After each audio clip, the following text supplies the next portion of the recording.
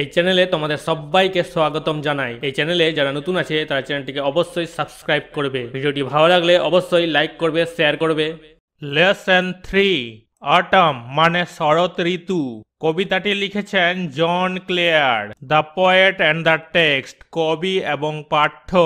John Clare was an English poet famous for his celebratory representation of the English countryside and his lamentation of its disruption. John Clare একজন ইংরেজ কবি ছিলেন যিনি বিখ্যাত ছিলেন ইংল্যান্ডের গ্রামাঞ্চলের উদযাপনমূলক উপস্থাপনার জন্য এবং এর ভাঙনের জন্য দুঃখ প্রকাশ বা বিলাপের জন্য। মানে গ্রামের অবক্ষয় হচ্ছে বা গ্রাম আস্তে আস্তে শহরে পরিণত হচ্ছে এটার জন্য।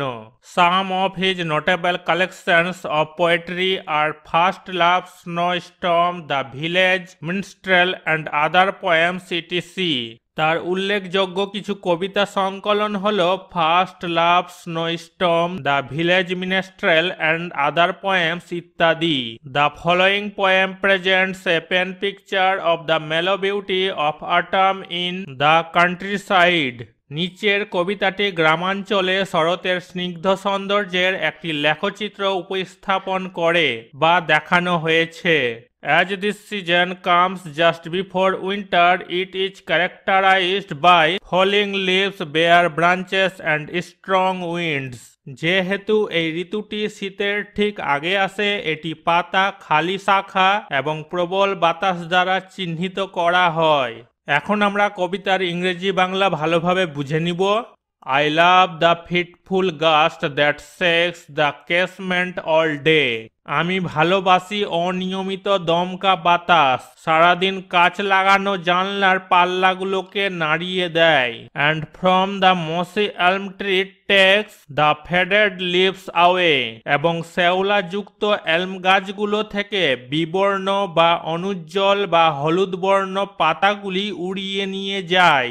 এখানে এলম ট্রি মানে হচ্ছে দেবদারু জাতীয় বৃক্ষ বিশেষ। Twirling them by the window pane with thousand others down the lane. তাদেরকে মানে গাছের পাতাগুলোকে ঘুরপাক খাইয়ে ফেলে জানলার কাচের সার্সির বাইরে এবং হাজার হাজার পাতা গলির মধ্যে পড়ে মানে ছোট রাস্তার মধ্যে পড়ে।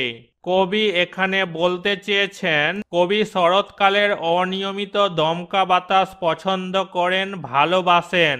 সেই বাতাস সারাদিন কাঁচ লাগানো জানলার পাল্লাগুলোকে নাড়িয়ে দেয় এবং ইংল্যান্ডের এক ধরনের এলম গাছ, যেই গাছের হলুদ বর্ণ পাতাগুলো হাওয়াতে উড়ে যায়। পাতাগুলো ঘুরপাক খেয়ে জানলার কাচের সার্সির বাইরে পড়ে এবং হাজার হাজার গাছের পাতা গলির মধ্যে পড়ে মানে ছোট রাস্তার মধ্যে পড়ে।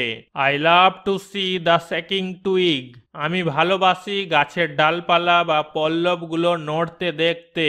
Dance till the shut of eve. যেগুলো সন্ধ্যা নামা অবধি বা সন্ধ্যা ঘনিয়ে আসা পর্যন্ত বাতাসে নৃত্য করতে বা নাচতে থাকে। মানে কবি এখানে বলতে চেয়েছেন তিনি ভালোবাসেন সন্ধ্যা ঘনিয়ে আসা পর্যন্ত ডালপালাগুলোর নৃত্য দেখতে। The sparrow on the cottage rig. চড়ুই পাখি কুটিরের চালে। Whose chirp would make believe. যার কিচিরমিচির বিশ্বাস করায়। That spring was just now flirting by in summer's lap with flowers to lie. সেই বসন্ত এই মাত্র ছলনা করে গ্রীষ্মের কোলে ফুলগুলিকে ঘুমোতে পাঠিয়েছে। কবি বলতে চেয়েছেন কুটিরের চালে চড়াই পাখির কিচিরমিচির শব্দ মনে করিয়ে দেয় সেই বসন্তের কথা, যেই বসন্ত এই মাত্র ছলনা করে গ্রীষ্মের কোলে ফুলগুলিকে ঘুমোতে পাঠিয়েছে। I love to see the cottage smoke. আমি দেখতে ভালোবাসি মানে কবি দেখতে ভালোবাসেন কুটিরের ধোঁয়া। Curl upwards through the naked trees. পাতাহীন গাছগুলোর মধ্য দিয়ে ঘুরপাক খেতে খেতে উপরে উঠে যাচ্ছে। মানে কবি দেখতে ভালোবাসেন পাতাহীন গাছগুলোর মধ্যে দিয়ে ঘুরপাক খেতে খেতে উপরে উঠে যাওয়া কুটিরের ধোঁয়া। The pigeons nestled round the কট, পায়রাগুলো তাদের থাকার জায়গার কাছে জমা হচ্ছে। অন ডাল নভেম্বর ডেজ লাইক দিজ, নভেম্বরের নিরস একঘেয়ে দিনগুলিতে, মানে নভেম্বরের নিরস একঘেয়ে দিনগুলিতে পায়রাগুলো তাদের থাকার জায়গার কাছে জমা হচ্ছে। The cock upon the dung hill crowing, মরক ডাকছে গোবর জমা করা উঁচু জায়গা বা ঢিবি থেকে। The mill sails on the heath a going, বায়ুকল ঘুরছে অনুর্বর জমিতে বা পতিত জমিতে। The feather from the raven's breast, দাঁড় কাকের বুক থেকে পালক। ফলস অন এ স্টাবেলি, নাড়া জমিতে পড়েছে। স্টাবল মানে ফসল কাটার পর জমিতে পড়ে থাকা অল্প কাটা অংশ বা ফসলের কাণ্ডের ছোট নিচের অংশ। লি মানে তৃণভূমি। The acorns near the old crow's nest, fall pattering down the tree, বুড়ো কাকের বাসার কাছ থেকে ওক গাছের ফল গাছ থেকে টুপ টুপ করে পড়ছে। The grunting pigs that wait for all, আওয়াজ করা শূকরগুলো সেগুলোর জন্য অপেক্ষা করছে। স্ক্র্যাম্বল অ্যান্ড হারি হোয়ার দে ফল, যেখানে সেগুলো পড়ছে সেখানে তারা ঠেলাঠেলি বা তাড়াতাড়ি করছে। মানে এখানে বলেছে আওয়াজ করা শূকরগুলো ওক গাছের ফলের জন্য অপেক্ষা করছে, সেগুলো ওক গাছ থেকে টুপ টুপ করে পড়ছে এবং সেগুলোকে খাওয়ার জন্য তারা ঠেলাঠেলি ধাক্কাধাক্কি তাড়াতাড়ি করছে। Word nest twirling spinning round and round, twirling মানে হচ্ছে বৃত্তকার এবং বৃত্তকার ঘূর্ণন। কোট নেস্ট পাখির বাসাকে বলছে। Stable the short lower part of the stem of crops, ফসলের কাণ্ডের ছোট নিচের অংশ। লিগ গ্রাস কভার্ড ল্যান্ড, ঘাসে আচ্ছাদিত জমি। Acorns small brown nut of the oak tree, acorn oak গাছের ছোট বাদামি বাদাম।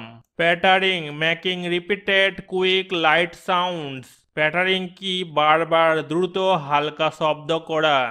এক্সারসাইজ 1, এক্সারসাইজ 1-এ কি বলেছে? Tick the correct answer from the given alternative, সঠিক বিকল্পের টিক চিহ্ন দিতে বলেছে। 1 number, all through the day the fitful gust shakes the casement, গোটা দিন ধরে কাচের জানলার পাল্লাগুলোকে দমকা বাতাস নাড়ায়। 2 number, the poet loves to see the shaking twig dance till the shut of eve, সন্ধ্যা ঘনিয়ে আসা পর্যন্ত কবি গাছের ডালপালাগুলোর নৃত্য দেখতে পছন্দ করেন। 3 number, the sparrow sat on the cottage rig, চড়াই পাখি কুটিরের চালে বসেছিল। 4 number, the pigeons nestled round the cote, পায়রাগুলো তাদের বাসার কাছে জমায়েত হয়েছিল। 5 number, the cock was crowing upon the dung hill, মরক গোবরের ঢিবির উপর থেকে আওয়াজ করছিল। 6 number, the grunting pigs scramble and হারি, আওয়াজ করা শূকরগুলো ধাক্কাধাক্কি ও তাড়াতাড়ি করছিল। এক্সারসাইজ 2, এক্সারসাইজ 2-এ কি বলেছে? Answer the following questions within 25 words, 25টি শব্দের মধ্যে নিম্নলিখিত প্রশ্নের উত্তর দিতে বলেছে। 1 number, what happens to the leaves of the mossy elm tree in autumn, শরৎকালে শ্যাওলা ধরা গাছের পাতাগুলোর কি হয়? আনসার কি হবে? In autumn the fitful gust shakes the casement all day and takes away the faded leaves from the mossy elm tree, উত্তর হবে শরৎকালে দমকা বাতাস সারাদিন জানলার কাচের পাল্লাগুলোকে নাড়া দেয় এবং শ্যাওলা ধরা গাছ থেকে বিবর্ণ পাতাগুলোকে উড়িয়ে নিয়ে যায়। The faded leaves are twirling by the window pane with 1000 others down the lane, বিবর্ণ পাতাগুলো জানলার সার্সিতে ঘুরে ঘুরে পড়ছে আর হাজার হাজার পাতা গলির নিচে। 2 number, what are the things the poet loves to see on November days, নভেম্বরের দিনে কবি কি কি জিনিস দেখতে ভালোবাসেন?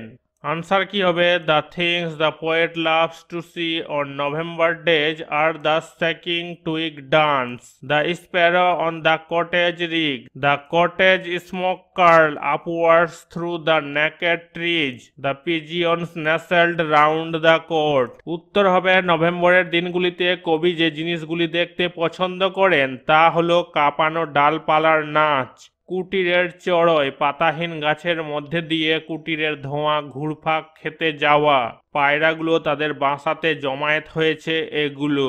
এক্সারসাইজ 3, এক্সারসাইজ 3 কি বলছে? State whether the following sentences are active or passive voice. এই বাক্যগুলো কোনটা অ্যাক্টিভ কোনটা প্যাসিভ ভয়েস সেটা বলতে বলেছে। A number, Anil will visit his grandmother's house, এটা হয়ে যাবে অ্যাক্টিভ ভয়েস, অনিল তার দিদার বাড়িতে যাবে।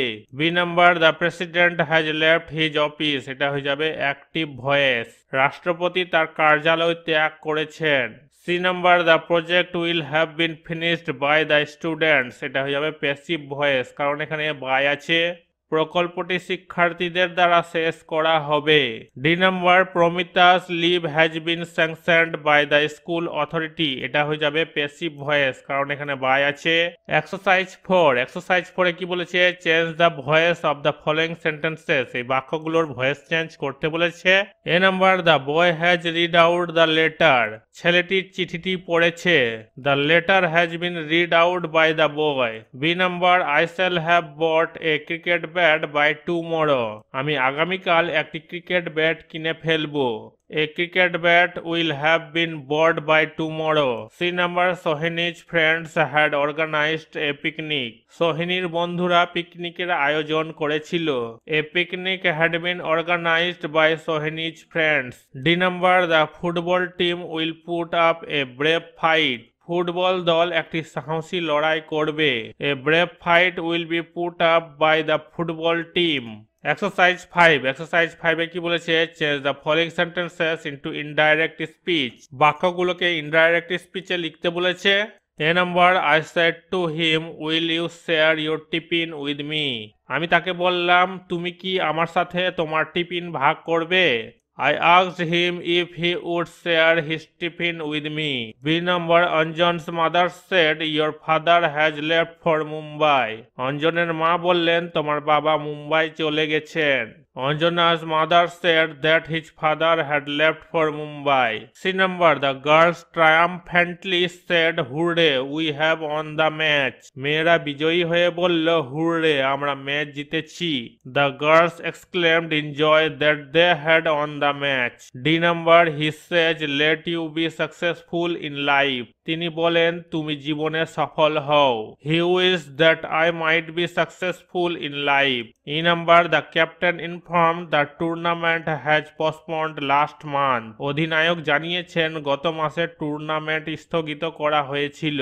The captain said in informing that tournament had been postponed the previous month. Exercise 6, exercise 6 কি বলেছে? Use the following flowchart to write a paragraph within 100 words on how to make paper. কিভাবে কাগজ তৈরি করতে হয় তার উপর 100 শব্দের মধ্যে একটি অনুচ্ছেদ লিখতে বলেছে। এই ফ্লোচার্টটা ব্যবহার করতে বলেছে। The process of making paper is complicated one where bamboos are cut down. কাগজ তৈরির প্রক্রিয়াটি একটি জটিল প্রক্রিয়া যেখানে বাঁশ কেটে ফেলা হয়। First they are reduced to pulps with the help of chemicals which will break them down. প্রথমত রাসায়নিকের সাহায্যে এগুলিকে পাল্পে পরিণত করা হয় যা তাদের ভেঙে ফেলবে। Then the pulps are rolled into sheets, thin sheets which will become the final product after some time. তারপরে পাল্পগুলিকে শীটগুলিতে পাকানো হয়, পাতলা শীট যা কিছু সময়ের পরে চূড়ান্ত পণ্যে পরিণত হবে। After they are made into sheets, different colors are added according to the paper requirement. এগুলি শীট তৈরি করার পরে কাগজের প্রয়োজন অনুসারে বিভিন্ন রং যুক্ত করা হয়। Then this coloured sheets are put out in the sun to dry. তারপর এই রঙিন চাদর শুকোনোর জন্য রোদে রাখা হয়। Finally after all this processes are done the newly made paper is ready to be used. অবশেষে এই সমস্ত প্রক্রিয়া সম্পন্ন হওয়ার পরে নতুন তৈরি কাগজটি ব্যবহারের জন্য প্রস্তুত। এক্সারসাইজ 7 এক্সারসাইজ 7 কি বলেছে? Write a biography of Annie Besant within 100 words based on the hints given below. এই হিন্টসগুলো ব্যবহার করে অ্যানি বেসান্ত সম্পর্কে 100 শব্দের মধ্যে একটা জীবনী লিখতে বলেছে। অ্যানি বেসান্ত জন্মগ্রহণ করেছিলেন 1847 1847 সালে, মারা গিয়েছিলেন 1933 1933 সালে। Annie Besant was a famous British writer, well known socialist, theosophist, orator and activist for the rights of women. Annie Besant ছিলেন একজন বিখ্যাত ব্রিটিশ লেখক, সুপরিচিত সমাজতান্ত্রিক, থিওসফিস্ট, বক্তা এবং নারী অধিকারের কর্মী। She was born on 1st of October 1847 in London. তিনি 1847 সালের 1 অক্টোবর লন্ডনে জন্মগ্রহণ করেন। She actively participated in Indian politics and joined the Indian National Congress. তিনি সক্রিয়ভাবে ভারতীয় রাজনীতিতে অংশগ্রহণ করেন এবং ভারতীয় জাতীয় কংগ্রেসে যোগদান করেন। She became the first women president of the Indian National Congress in 1917 and held the post for a year. তিনি 1917 সালে ভারতীয় জাতীয় কংগ্রেসের প্রথম মহিলা সভাপতি হন এবং 1 বছরের জন্য এই পদে অধিষ্ঠিত হন। She passed away on 20th of September 1933 in Madras, India at the ripe old age of 85. তিনি 1933 সালের 20 সেপ্টেম্বর ভারতের মাদ্রাজে 85 বছর বয়সে শেষ নিঃশ্বাস ত্যাগ করেন।